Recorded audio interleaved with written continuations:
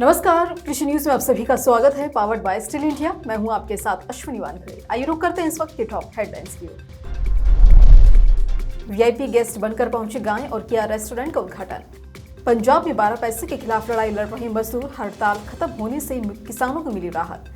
किसानों के खाते में नहीं आएगी 14वीं किस्त।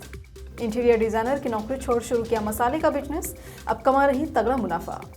सरकार के विरोध में उतरे पंजाब, हरियाणा और यूपी के किसान। अरहर उड़द के दाम में उछाल कर एक्शन में केंद्र सरकार, अधिकारियों ने किया बाजार का दौरा।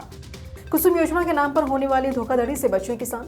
आधुनिक तकनीक के जरिए किसान उगा सकते हैं समय से पहले फसल, होगा बम्पर मुनाफा।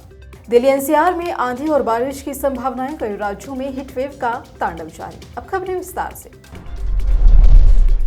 उत्तर प्रदेश की राजधानी लखनऊ में एक देसी गाय वीआईपी गेस्ट बनकर रेस्टोरेंट पहुंची और रेस्टोरेंट के मालिक ने वैदिक मंत्रोच्चार और शंखनाद के बीच गाय से अपने नए प्रतिष्ठान का उद्घाटन कराया। मौजूद लोगों ने तालियां बजाकर उनके इस कदम का स्वागत किया। आपको बता दें कि इस रेस्टोरेंट में नाश्ते से लेकर डिनर तक सब कुछ ऑर्गेनिक यानी कि जैविक कृषि उत्पादों से बना भोजन मिलेगा। रेस्टोरेंट के संचालक और manager Shailendra Singh deputy SP रहे हैं। उन्होंने बताया कि ये लखनऊ का पहला ऑर्गेनिक रेस्टोरेंट है और यहाँ हर तरह का खाना उपलब्ध होगा। सभी को राहत से भरपूर और उचित दाम पर खाना मिलेगा। उन्होंने कहा कि हमारी कृषि और अर्थव्यवस्था गायों पर निर्भर है, इसलिए हमने अपने रेस्तरां का उद्घाटन गौमाता से कराया। लोगों को अब लगता है कि स्वास्थ्य और शरीर उनकी पहली प्राथमिकता होनी चाहिए। दुर्भाग्य से आपको जिस उपज का भोजन मिलता है उस पर रासायनिक उर्वरक और कीटनाशकों का उपयोग किया जाता है। मुझे लगता है कि ये भारत का पहला ऐसा रेस्टोरेंट होगा जिसका अपना प्रोडक्शन, कंट्रोल और प्रोसेसिंग होगा। खाना खाने के बाद खुद लोग फर्क महसूस कर रहे हैं। देश में गेहूं कटाई तेज हो गई है। मौसम के रुख को देखते हुए किसान खेतों में डटा हुआ है। जिन किसानों की कटाई हो चुकी है वो गेहूं बेचने के लिए मंडी जा रहे हैं। पंजाब, हरियाणा, उत्तर प्रदेश में गेहूं खरीद शुरू हो चुकी है, लेकिन पंजाब में गेहूं खरीद टेंशन का विषय बन गया है। मजदूरी बढ़ाने के लेकर यहां मजदूर धरने पर हैं, लेकिन गेहूं खरीद धीमी होती देख मंडी अधिकारी और मजदूरों के बीच चलती वार्ता के बाद कर्मचारियों ने हड़ताल खत्म कर दी है। गेहूं खरीद में पंजाब में तेजी भी देखी जा रही है। रविवार रात को पंजाब कई मंडियों में मजदूरों ने हड़ताल करने का ऐलान कर दिया था और सोमवार को पंजाब में मजदूर निर्भर हड़ताल पर रहे। हड़ताल के कारण सोमवार को मंडियों में काम पूरी तरह से ठप हो गया। किसान गेहूं बेचने के लिए भटकते रहे, लेकिन मजदूर न मिलने के कारण धान नहीं बेच सके। गेहूं खरीद की प्रक्रिया खासी धीमी हो गई और हड़ताल के बाद मंडी अधिकारी खासे परेशान नजर आए। प्रधानमंत्री किसान सम्मान निधि की 13वीं किस्त किसानों के खाते में पहुंच चुकी है और केंद्र सरकार 14वीं किस्त खाते में भेजने की तैयारियों में जुटी हुई है। अब ऐसे में किस्त पाने में किसी तरह की कसर न रह जाए, इसे पूरा करने में किसान जुटे हुए हैं। दरअसल 12वीं किस्त को लेकर हुई जांच में फर्जीवाड़ा सामने आया है और मध्य प्रदेश, राजस्थान, उत्तर प्रदेश, उत्तराखंड समेत तमाम राज्यों में लाखों की संख्या में अपात्र किसानों ने पीएम किसान सम्मान निधि ले ली थी। अब ऐसे किसानों के खाते में किस्त ना पहुंचे, इसी कवायदा में केंद्र सरकार जुटी हुई है। केंद्र सरकार के निर्देश पर राज्य सरकार अभी भी सभी किसानों का वेरिफिकेशन करा रही है। भूलेख सत्यापन, आधार कार्ड की डिटेल जांचना, ई-केवाईसी पूरी न होने वाले किसानों के नाम लिस्ट से काटे जा रहे हैं। केंद्र सरकार ने साफ कर दिया है कि जो भी किसान योजना के तहत अपात्र होगा उन्हें 14वीं किस्त नहीं दी जाएगी। पिथौरागढ़ की दीपिका चुफाला महिला सशक्तिकरण के क्षेत्र में एक मिसाल बनकर उभरी है। दरअसल बतौर इंटीरियर डिजाइनर वे कई नामी कंपनियों में अपनी सेवाएं दे चुकी हैं।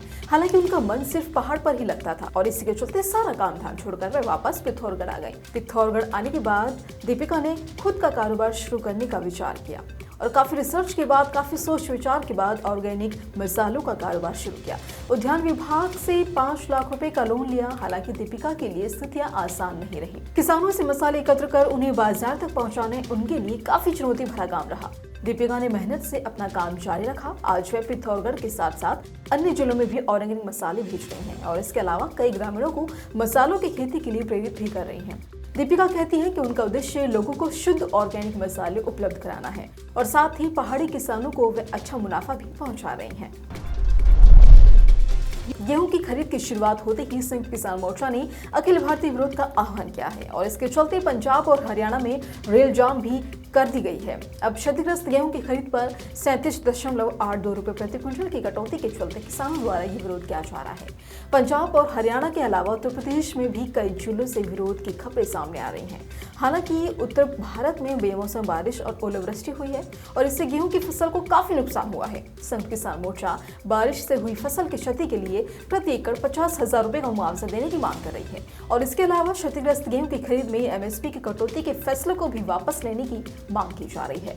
संघ किसान मोर्चा का कहना है कि एमएसपी का मतलब सरकार द्वारा किसानों के लिए मूल्य गारंटी है और मोदी सरकार एक कॉरपोरेट व्यापारी की तरह ही काम कर रही है। केंद्र सरकार को हमारी जिम्मेदारी लेनी चाहिए। पिछले साल के मुकाबले गेहूं की खरीद में पहले ही 14% की गिरावट आ चुकी है। केंद्रीय खाद्य और उपभोक्ता मामलों के मंत्रालय ने सोमवार को कहा कि वह अरहर और उड़द दाल के घरेलू भंडार की निगरानी जारी रखेगा। साथ ही ये सुनिश्चित करने के लिए कदम उठाया जाएगा कि व्यापारी अपने भंडार का सही तरीके से खुलासा करें। एक सरकारी बयान के अनुसार उपभोक्ता मामलों के विभाग के वरिष्ठ अधिकारियों ने पिछले कुछ दिनों के दौरान 4 राज्यों में 10 विभिन्न अरहर स्थानों का दौरा किया और अरहर तथा उड़द के भंडार की स्थिति का निरीक्षण किया। उपभोक्ता मामलों के सचिव रोहित कुमार सिंह ने उन अधिकारियों के साथ एक अंतर्राष्ट्रीय बैठक की और जिनमें प्रमुख दाल बाजारों का दौरा किया गया और बाजार के विभिन्न कारोबारियों के साथ बातचीत की। बयान में कहा गया कि जमीनी स्तर के बाजार के कारोबारियों और राज्य के अधिकारियों के साथ बातचीत से पता चला है कि जहां ई पोर्टल पर पंजीकरण और स्टॉक के बारे में जानकारी देने की संख्या बढ़ रही है, वहीं बाजार के कारोबारियों की एक बड़ी संख्या ने या तो खुद को पंजीकृत नहीं किया या वे नियमित रूप से अपने स्टॉक की स्थिति नवीकरण करने में विफल हो रहे हैं। ये पाया गया है कि लेन देन के तहत आने वाले स्टॉक जैसे नीलामी के लिए ये मंडी में पड़े किसान के भंडार और बंदरगाहों पर सीमा शुल्क निकासी का प्रतीक्षा कर रहे स्टॉक आदि मौजूदा निगरानी तंत्र से बाहर है। इसके अलावा विभाग को ये भी पता चला है कि मिलरों और व्यापारियों डीलरों ने जानबूझकर स्टॉक घोषणा से बचने के लिए किसानों के नाम पर गोदामों में अपना स्टॉक रखने का सहारा लिया है। केंद्रीय कृषि मंत्रालय के संज्ञान में आया है कि फर्जी वेबसाइट और मोबाइल एप्लीकेशन से प्रधानमंत्री ऊर्जा सुरक्षा और आवंटन महाअभियान के नाम पर किसानों से धोखाधड़ी की जा रही है। ये धोखेबाज किसानों ने सोलर पंप लगाने, ऑनलाइन आवेदन पत्र भरने के साथ ही पंजीकरण शुल्क और पंप की कीमत का ऑनलाइन भुगतान करने को कह रहे हैं। अंततः किसानों को सलाह दी जाती है कि प्रधानमंत्री कुसुम योजना के लिए आवेदन करते समय धोखाधड़ी करने वाली वेबसाइट पर न जाएं और कोई भुगतान न करें। प्रधानमंत्री कुसुम योजना को राज्य सरकार द्वारा फैलाया जा रहा है। योजना की अधिक जानकारी के लिए नव और प्राधिकरण ऊर्जा मंत्रालय की आधिकारिक वेबसाइट www.mnre.gov.in या टोल फ्री नंबर 1800-180-3333 पर डायल करें। इस साल मौसम की मार के कारण किसानों को गेहूं की फसल से कुछ खास फायदा नहीं मिल पाया है और इसीलिए अब ज्यादा मुनाफा देने वाली फसलों के बारे में किसान सोच रहे हैं। ऐसे में कृषि विज्ञान केंद्र किसानों को हर संभव सहायता पहुंचाने में जुटा हुआ है। अब उसने एक ऐसी तकनीक तैयार की है जिसके जरिए किसान समय से पहले ही फसल तैयार करने में कामयाब होंगे, साथ ही उनकी बिक्री कर ज्यादा कमाई कर सकेंगे। दरअसल बिहार के बेगूसराय में स्थित खोंडावारापुरम कृषि विज्ञान केंद्र प्रोडक्ट तकनीक से बीजों का उत्पादन हो रहा है और इसके साथ ही वह किसानों को भी इस तकनीक को लेकर प्रशिक्षित करने की योजना बना रहे हैं, क्योंकि ज्यादातर किसान इस वक्त सब्जियों की खेती करने में जुटे हुए हैं और ऐसे में प्रोडक्ट तकनीक किसानों की आमदनी बढ़ाने में कारगर साबित होगी। कहा जा रहा है कि इस तकनीक के जरिए फसलों के बीज समय से 1 महीने पहले ही तैयार हो जाएंगे और प्रोडक्ट तकनीक से जिन सब्जियों के बीज तैयार होंगे उनमें टमाटर, बैंगन, लहसुन, मिर्च, ब्रोकली, पत्ता गोभी और फूल गोभी शामिल हैं। देश भर में बढ़ते तापमान ने लोगों की मुश्किलों को बढ़ा दिया है। तेज धूप और गर्म हवाओं ने न सिर्फ इंसानों को बल्कि पशु पक्षियों को भी काफी परेशान कर दिया है।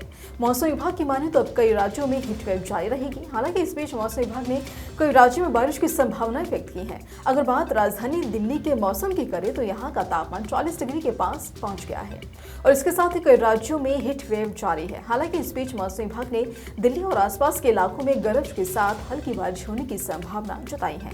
तो वहीं आज बुधवार की दिन यहाँ मौसम सुहावना बना हुआ है, लेकिन बाद में दिन चढ़ते ही कड़ी धूप निकल चुकी थी। लेकिन अगर मौसम विभाग की भविष्यवाणी सही होती है तो यहाँ बारिश के बाद लोगों को भीषण गर्मी का सामना करना पड़ सकता है। इसी तरह की खबरों के लिए जुड़े रहिए कृषि जागरण के साथ। धन्यवाद।